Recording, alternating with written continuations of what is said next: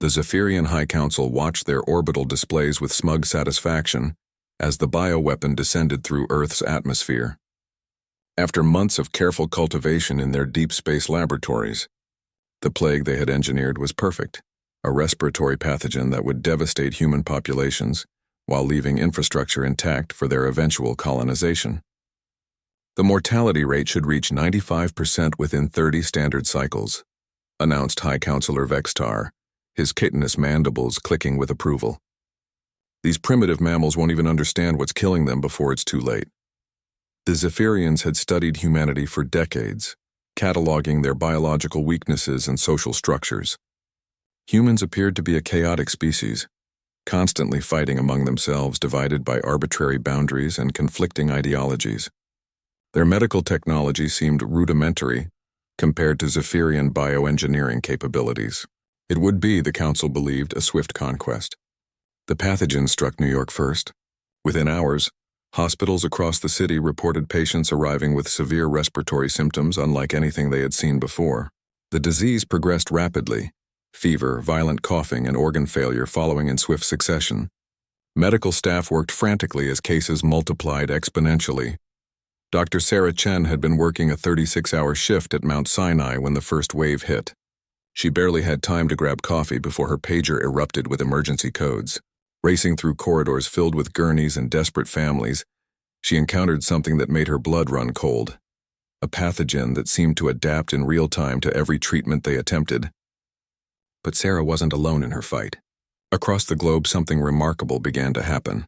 As news of the outbreak spread through medical networks, doctors, researchers, and scientists dropped everything. Dr. Rajesh Patel abandoned his vacation in Mumbai and flew straight to the CDC. Dr. Elena Volkov left her daughter's birthday party in Moscow to join a hastily assembled research team. Dr. James Okoye worked through the night in Lagos, coordinating with colleagues on 5 continents. The Zephyrians had made a critical miscalculation. They had mistaken humanity's diversity for weakness. Within 6 hours of the outbreak, a global medical network unlike anything in recorded history had formed. Languages barriers dissolved as AI translation systems worked overtime. Political boundaries became meaningless as governments fast-tracked research-sharing agreements. The internet groaned under the weight of real-time data streaming between hospitals, laboratories, and research centers worldwide. Dr. Chen found herself on a video call with 37 other specialists, their faces illuminated by the blue glow of computer screens in darkened rooms across the planet. Sleep became a luxury none of them could afford. The RNA sequence doesn't match anything in our databases, reported Dr. Martinez from Barcelona, his voice heavy with exhaustion. It's engineered, Dr. Kim added from Seoul. Look at these protein structures, too perfect for natural evolution. The humans worked with a desperate intensity that surprised even themselves. Coffee and energy drinks became their primary nutrition. Families went unhugged, meals went uneaten, and the rest of the world seemed to fade away as they focused on the singular goal of saving their species. By hour 18, they had identified the pathogen's mechanism. By hour 24, they had mapped its complete genetic structure. By hour 30, Dr. Ananya Sharma in New Delhi had synthesized the first successful inhibitor compound using a combination of existing antivirals and a novel RNA interference technique. The Zephyrians watched their monitors in growing confusion as human behavior defied all their predictions. Instead of panic and social collapse, they witnessed unprecedented cooperation. Resources flowed freely between nations that had been enemies just days before. Pharmaceutical companies shared proprietary research without hesitation. Military transport planes carried scientists and supplies across oceans at record speed. This is unexpected, Vextar muttered, his confidence wavering as he observed the humans' response. Dr. Chen stood in her hospital's newly established treatment center, watching as the first patients who had received Dr. Sharma's inhibitor compound showed signs of recovery. Around her, nurses moved with renewed purpose, no longer fighting a losing battle but finally winning one. The global medical network had evolved beyond just treating the disease. They were preparing for whatever came next. Security footage from around the world showed strange atmospheric disturbances that preceded the outbreak. Radio telescopes detected artificial signals from beyond the solar system. Humanity had realized they weren't alone in the universe. and their first contact was an attempted genocide. The response was swift and decisive.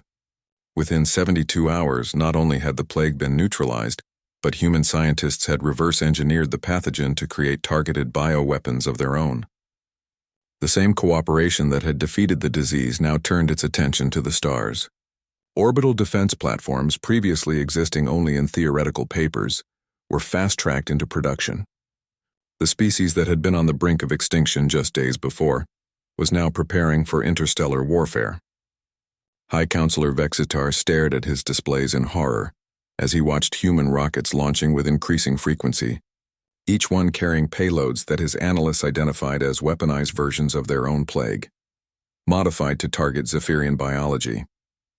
"Sir," his aide whispered, mandibles trembling, "our long-range sensors detect human vessels approaching the outer system. They're armed." The Zephyrians had awakened something they didn't understand. Humanity's greatest strength wasn't their technology or their individual intelligence. It was their ability to unite in the face of existential threats, to transform from a scattered collection of competing tribes into a single, focused organism dedicated to survival and vengeance. Dr. Chen looked up from her patient charts as alerts echoed through the hospital.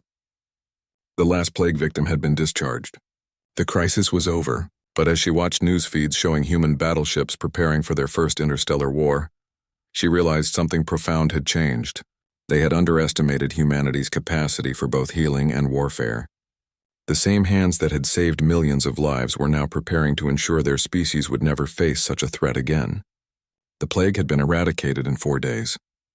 The Zephyrian Empire wouldn't last much longer,